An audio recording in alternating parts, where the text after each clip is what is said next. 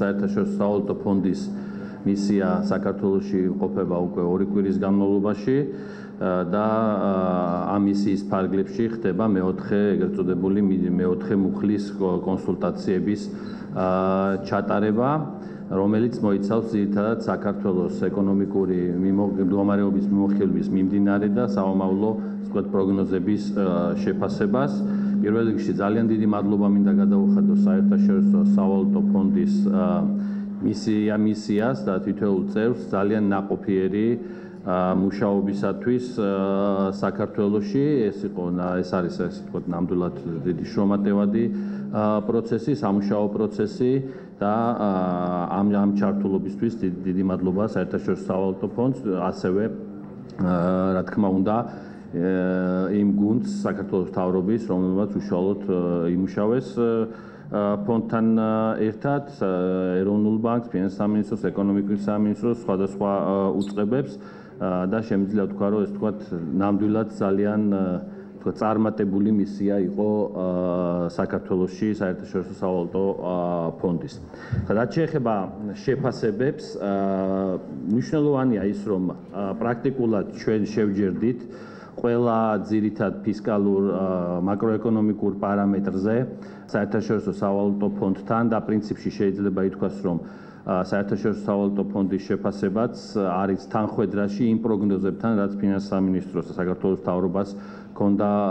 განხორციელებული, ასე ვთქვათ, გაცხადებული ეკონომიკური ზრდასთან მიმართებაში წინა შეფასებასთან შედარებით, რომელიც იყო 6%, გაიზარდა 7.2%-მდე. ასევე საბიუჯეტო დეფიციტთან მიმართებაში, რომელიც გვაქვს დაახლოებით 2.4-2.5%-ის ფარგლებში, ჩვენი პროგნოზით და ფონდის პროგნოზით ამ ნაწილში სრულად თანხვედრაშია და ასევე ვალთან მიმართებაში, მთავრობის ვალთან მიმართებაში, რომელიც იცით რომ გასულ წელს 36%-მდე შემცირდა და ვალის რომელიც არის ეს თქვა ბევრად უფრო დაბალი ვიდრე უსაფრთხო ნიშნული ვალის საქართველოსთვის და ამ ნაწილშიც ვფიქრობთ რომ ერთობლივად ვფიქრობთ რომ ვალის ეს დონე ქვეყანა შეინარჩუნებს და უფრო მეტად კლების, ასე ვთქვათ,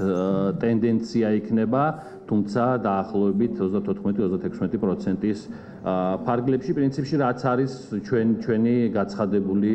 პროგნოზით, ინფლაციასთან დაკავშირებით ასევე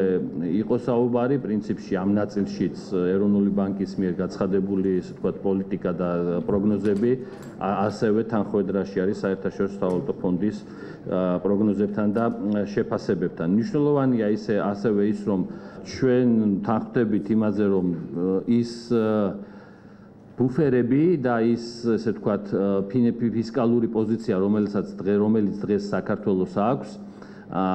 ძალიან ერთის მხრივ ძალიან მნიშვნელოვანია და მეორეს მხრივ ძალიან ხელსაყრელია იმ დიდი გაურკვევლობის პირობებში მსოფლიო ეკონომიკაში, რომელსაც დღეს ვხედავთ. გაურკვევლობა ბუნებრივია ბოლო 4 წლის განმავლობაში მსოფლიო ეკონომიკის თანმიმართებაში არის, ესე ვთქვათ, თამდევი პროცესი, თუმცა ეს პროცესი საკმაოდ დიდხანს გრძელდება, მაგრამ ამ შემთხვევაში მნიშვნელოვანია ის, რომ საქართველო ამ პროცესს ხვდება ძალიან მომზადებული, ყველა ფისკალური პარამეტრის ჯანსაღ და მდგრად დონეზე შენარჩუნებით და ყველა, ესე ვთქვათ, გამოწვევასთან მიმართებაში შესაბამისი ადეკვატური პასუხის შესაძლებლობით. ასევე ჩვენ საუბარი გქონდა რეფორმების ნაწილზეც, რომელსაც საქართველოს მთავრობა ახორციელებს მათ შორის საერთაშორისო სავალუტო ფონდთან ერთად, მათ შორის, ასე ვთქვათ, საერთაშორისო სავალუტო ფონდის პროგრამის გარეთაც. ამ მიმართულებით ჩვენ შევთანხმდით, რომ ესე ვთქვათ,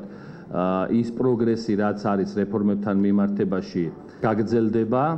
და ამ რეფორმებში გაგრძელდება საერთაშორისო სავალუტო ფონდის ჩართულობა. განსაკუთრებით ეს ეხება ყველაზე, ესე ვთქვათ, მასშტაბურ რეფორმას, რომელიც არის სახელმწიფო საწარმოების რეფორმა, რომელზეც ვთქვათ, განცხადება ყველა მოისმინეთ, რომ ეს რეფორმა ძალიან აქტიურად გაგრძელდება მომავალში, თუმცა ამ რეფორმას უკვე აქვს თავის შედეგები და რაც ასევე აღნიშნულია საერთაშორისო სავალუტო ფონდის შეფასებაშიც, რომ ამ რეფორმის ერთ-ერთი მიმართულება, რომელიც იყო, ასე ვთქვათ, ფისკალური ნაწილი, ფისკალური რისკების დაზღვევა, დაზღვევის ნაწილი ფინანსის სამინისტროს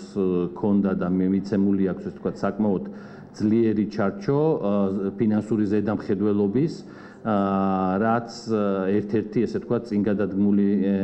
ნაბიჯია ამ რეფორმის ფარგლებში, თუმცა რეფორმა მოიცავს კიდევ ბევრ სხვა კომპონენტს, რომელშიც